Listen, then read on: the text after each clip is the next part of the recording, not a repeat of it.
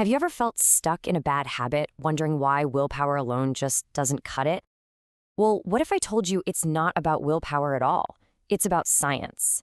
Today, we're going to talk about how to literally rewire your brain, making it possible to build good habits and finally break the ones holding you back. This quote right here, this is the single most important idea you need to grasp. It's not some motivational poster fluff. It's a scientific fact. Your brain isn't set in stone. It's more like clay, and every single day, you are the one shaping it. So how does this brain-changing thing actually work? It all boils down to one really cool scientific concept. That concept is called neuroplasticity. And honestly, it's like your brain has its own built-in software for updating itself. Every time you practice a new skill, think a new thought, or repeat an action, you are physically changing your brain's wiring. That's not a metaphor. That's biology. And that is incredibly empowering news, right? It means change is always possible.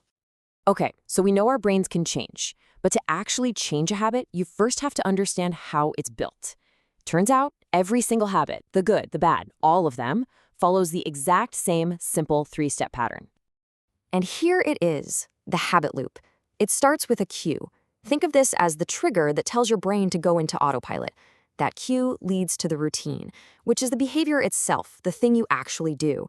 And finally, there's the reward, that little hit of satisfaction that tells your brain, hey, this whole loop, it's worth remembering for next time. All right, so now that we've diagnosed the problem, let's talk about the solution.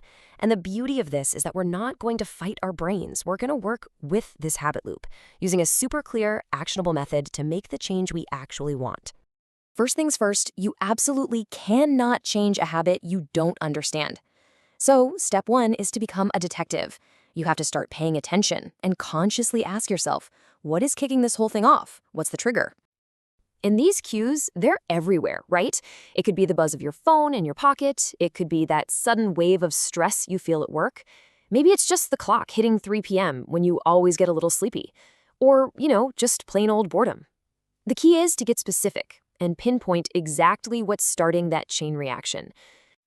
Now, this is the game changer. You don't try to just stop the old habit with brute force. That almost never works. Instead, you keep the cue, but you swap out the routine. You insert a new, better action in place of the old one. Let's make this really concrete. So the cue is your phone buzzing. The old routine is to just mindlessly scroll through social media for 10 minutes. The new routine? Take 5 deep, centering breaths. Or let's say the cue is that 3 p.m. energy slump. The old routine is grabbing a cookie. The new routine? Drink a big glass of cold water. See?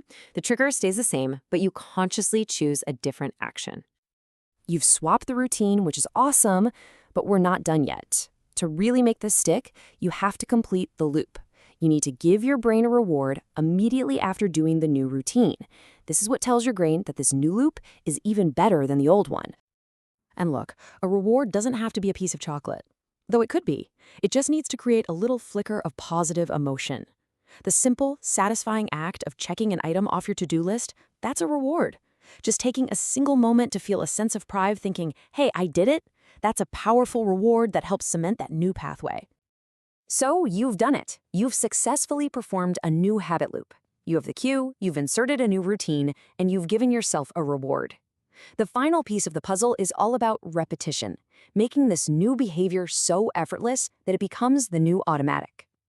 And this brings us right back to where we started, neuroplasticity. Seriously, think of it like walking through a field of tall grass. The first time you try to create a new path, it's hard work. But every single time you walk that same path again, it gets a little clearer, a little wider, and a whole lot easier to follow. That's exactly what you're doing in your brain. You are literally carving a new neural trail, making the good habit the easy default choice.